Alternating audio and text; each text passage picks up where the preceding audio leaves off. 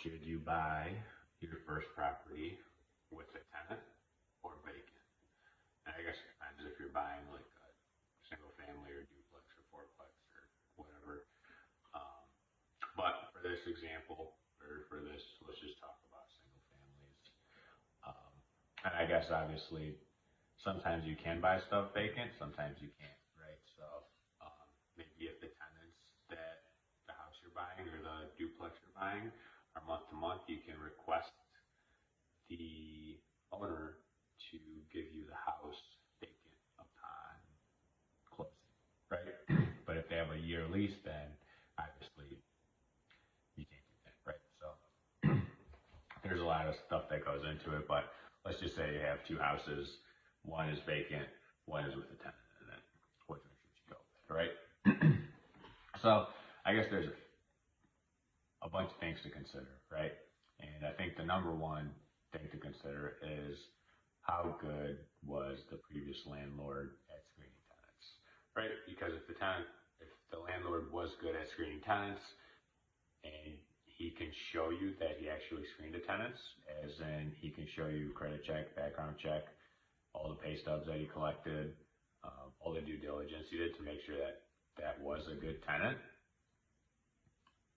then I see no issue in buying something like that. But if you buy something and you ask maybe the landlord, like, hey, so like, what's your criteria for picking tenants, and how do you verify to make sure that this criteria is, that the tenant actually is following this criteria or is whatever meets the requirements, right? And he can't tell you, well then, you kind of got a problem, right? A lot of people sell their rentals because they are like overwhelmed and they just want to get rid of the headache of a terrible tenant, right? So just make sure to kind of ask those questions when buying something, right? You might also run into sometimes a special agreement between a current tenant and landlord. Maybe the current tenant works for the landlord and is paying maybe a higher than market value, or you always got to like look into that stuff. People always do like crazy weird stuff, and to me I've run across a few of them, and I'm always like super weary unless I just get like the buildings we just bought and you could actually tell that there's nothing weird going on other than weird tenants, right? And I guess that's the biggest thing, right? Even if all that stuff does check out, you really don't know if you're getting a good tenant or problem tenant until you close on the property, buy it, and start collecting rent, right? And then you kind of see what kind of tenant you have, right?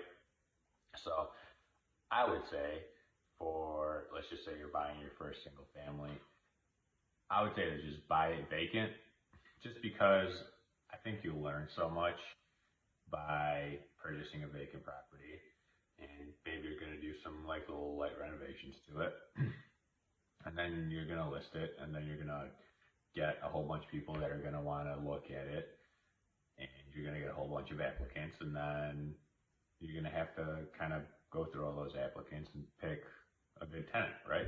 So I think there's a lot of really good things to learn going through that process, and I think it's always better to place tenants that meet your criteria, right? Whatever your criteria is for the tenant, right? And you have to make sure that kind of criteria stays consistent, right? So no matter the age, sex, race, marital status, all that stuff, right? You can't discriminate on all that stuff, right? What I'm saying is your criteria, that can't be your criteria. Your criteria has to be some sort of credit check, right?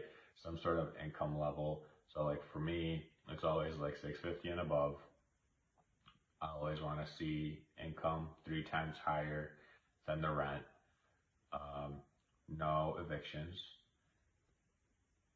They have to have a clean background check, and their credit check, obviously, like I said, it has to be good, and you want to see that they're always paying stuff on time, and right, when you run credit, you kind of see all that stuff. You also want to make sure if they're renting, that they give you their previous landlord information, and that when you call that previous landlord, it's actually the previous landlord, right? And there's a way to check that. So that's kind of like what I mean by the criteria. Credit check, background check, income level, blah, blah, blah.